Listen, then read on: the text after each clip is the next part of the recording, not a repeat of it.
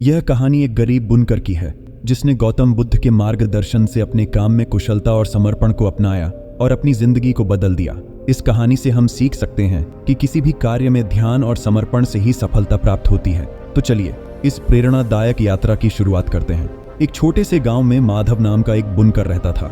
माधव बहुत मेहनती और कुशल बुनकर था, लेकिन उसकी आर्थिक स्थिति बहुत खराब थी। वह अपनी पत्नी और 3 बच्चों के साथ एक छोटे से मिट्टी के घर में रहता था। माधव दिन रात कपड़े बुनता, लेकिन उसकी मेहनत का फल उसे नहीं मिल पाता था। माधव के बुने हुए कपड़े बहुत सुंदर होते थे, लेकिन उन्हें बेचने में उसे बहुत कठिनाई होती थी। गांव के लोग उसकी मेहनत की कद्र नहीं करते थे और उसे बहुत कम पैसे देते थे। इस कारण से उसका परिवार गरीबी में जीवन यापन कर रहा था। एक दिन गौतम बुद्ध अपने शिष्यों के साथ उस गांव में आए। गांव के लोग बुद्ध की शिक्षाओं से बहुत प्रभावित थे और उन्हें सुनने के लिए इकट्ठा हुए। माधव ने भी सोचा कि वह बुद्ध से मिलकर अपनी परेशानियों का हल पूछेगा। अगले दिन माधव ने साहस जुटाया और बुद्ध के पास गया। उसने बुद्ध को अपनी सारी परेशानियां बताईं और कहा, भगवान, मैं बहुत मेहनत करता हूं, लेकिन मेरी मेहनत का फल नहीं मिलता। मेरा परिवार गरीबी में जीवन यापन कर रहा है। कृपया मुझे मार्गदर्शन दें।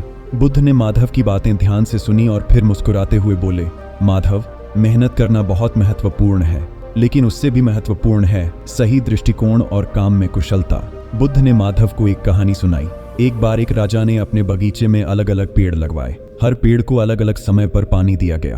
कुछ पेड़ जल्दी बड़े हो गए और कुछ समय लगाकर, लेकिन जिन पेड़ों को नियमित पानी और देखभाल मिली वे सबसे मजबूत और फलदार बने। बुद्ध ने समझाया, तुम्हें भी अपने काम में कुशलता और गुणवत्ता पर ध्यान देना होगा। कपड़े बुनने में अपने कला को और निखारो, उनकी सुंदरता और गुणवत्ता को बढ़ाओ। बिक्री की चिंता छोड़कर अपने काम में पूरी निष्ठा और समर्पण के साथ लग जाओ। जब तुम अपने काम को पूरी कुशलता और गुणवत्ता के साथ करोगे तो लोग अपने आप तुम्हारे काम की सराहना करेंगे। बुद्ध की बातें सुनकर माधव के मन में एक नई उम्मीद जगी। उसने निश्चय किया कि वह अपने कपड़े बुनने की कला में और निखार लाएगा और गुणवत्ता पर ध्यान देगा।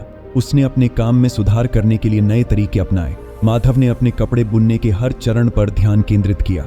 उसने धागों को अच्छे से तैयार करना, सही रंगों का चुनाव करना और कपड़ों को सुंदरता से बुनना शुरू किया। उसने कपड़ों की गुणवत्ता को बढ़ाने के लिए विभिन्न तकनीकों का प्रयोग किया और उन्हें मजबूती से बनाया। माधव की मेहनत और समर्पण ने धीरे धीरे रंग लाना शुरू किया। उसके बुने हुए कपड़े अब और भी सुंदर और आकर्षक बनने लगे। गांव के लोग उसकी मेहनत और कुशलता को देखकर हैरान थे। उन्होंने माधव के कपड़ों की तारीफ की और उन्हें खरीदने लगे। गांव के लोगों ने माधव के बुने हुए कपड़ों की चर्चा अन्य गांवों में भी की और उसकी कुशलता की सराहना की। धीरे धीरे माधव के कपड़ों की मांग बढ़ने लगी और उसने अपने काम में और भी सुधार किया। माधव की मेहनत ने उसे एक समृद्ध बुनकर बना दिया। उसके कपड़ों की गुणवत्ता और सुंदरता ने उसे एक पहचान दिलाई और लोग दूर दूर से उसके कपड़े खरीदने आने लगे।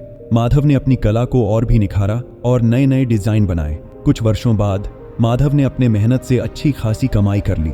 उसने अपने परिवार की सभी जरूरतें पूरी की और अपने बच्चों को अच्छे स्कूल में भेजा।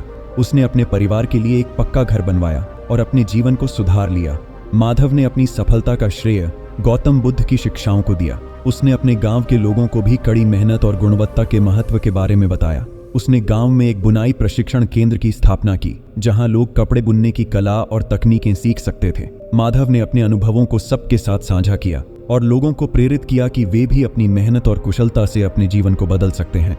उसकी इस पहल से गांव में बुनाई का स्तर बढ़ा और लोगों की आर्थिक स्थिति में सुधार हुआ। इस प्रकार माधव की कहानी हमें यह सिखाती है कि मेहनत और समर्पण के साथ किसी भी कार्य में कुशलता और गुणवत्ता को प्राथमिकता देने से सफलता अवश्य मिलती है। गौतम बुद्ध की शिक्षाओं ने माधव को सही दिशा दिखाई और उसने अपने जीवन को बदल दिया।